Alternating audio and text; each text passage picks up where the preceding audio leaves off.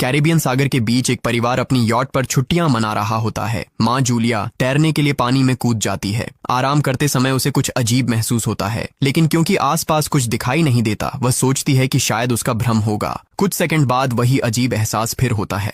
इस बार भी कुछ नजर नहीं आता, लेकिन अब वह घबरा जाती है और यॉट की तरफ तैरना शुरू करती है। तभी अचानक कोई उसकी टांग खींचने लगता है और वह मदद के लिए जोर जोर से चिल्लाने लगती है। उसकी बेटी कैसी हेडफोन लगाकर म्यूजिक सुन रही होती है, इसलिए उसे कुछ सुनाई नहीं देता। पति टॉम और बेटा बेन मछली पकड़ने में व्यस्त होते हैं। जूलिया पानी के ऊपर टिकने की कोशिश करती है, लेकिन मुंह में पानी जाने की वजह से चिल्लाना मुश्किल हो जाता है। थोड़ी देर बाद टॉम को एहसास होता है कि काफी देर से उसने जूलिया को नहीं देखा। वह यॉट पर उसे ढूंढता है और फिर अपनी पत्नी को खतरे में देख लेता है। वह बच्चों को बुलाता है, यॉट को उस तरफ ले जाता है और पानी में कूद जाता है। जल्दी से जूलिया तक पहुंचकर उसे संभालता है और यॉट की ओर तैरता है। बच्चे दोनों को ऊपर खींच लेते हैं। परिवार जूलिया को संभालता है, लेकिन जूलिया खुद को समझाती है कि शायद लहरों की वजह से ऐसा हुआ होगा।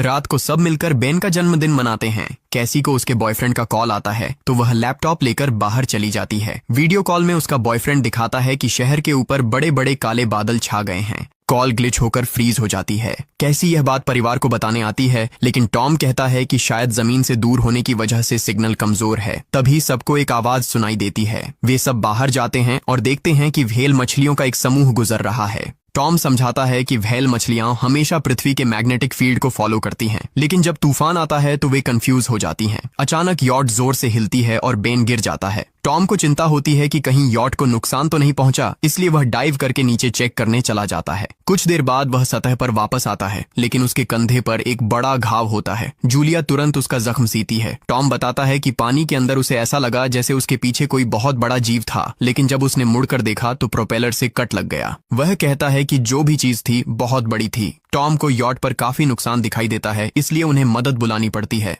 जूलिया बार बार रेडियो पर कोशिश करती है। कैसी फोन पर सिग्नल ढूंढती है, लेकिन कुछ भी काम नहीं करता। तभी कैसी को एक अजीब सा जीव दिखाई देता है और वह चिल्ला उठती है, लेकिन वह तो बस बेन होता है जो मास्क पहनकर मजाक कर रहा होता है। कुछ देर बाद यॉट पूरी तरह बंद हो जाती है और समुद्र के बीच में फंस जाती है। जूलिया रेडियो में एक आवाज सुनती है, लेकिन आवाज इतनी खराब होती है कि उसे कुछ समझ नहीं आता। टॉम परिवार को बताता है कि उनके पास सिर्फ 4 दिन का खाना पानी बचा है और अब उन्हें किसी मछली पकड़ने वाली नाव का इंतजार करना होगा। अचानक रडार पर कुछ डिटेक्ट होता है और परिवार को एक अजीब सी आवाज सुनाई देती है। सब दौड़कर बाहर आते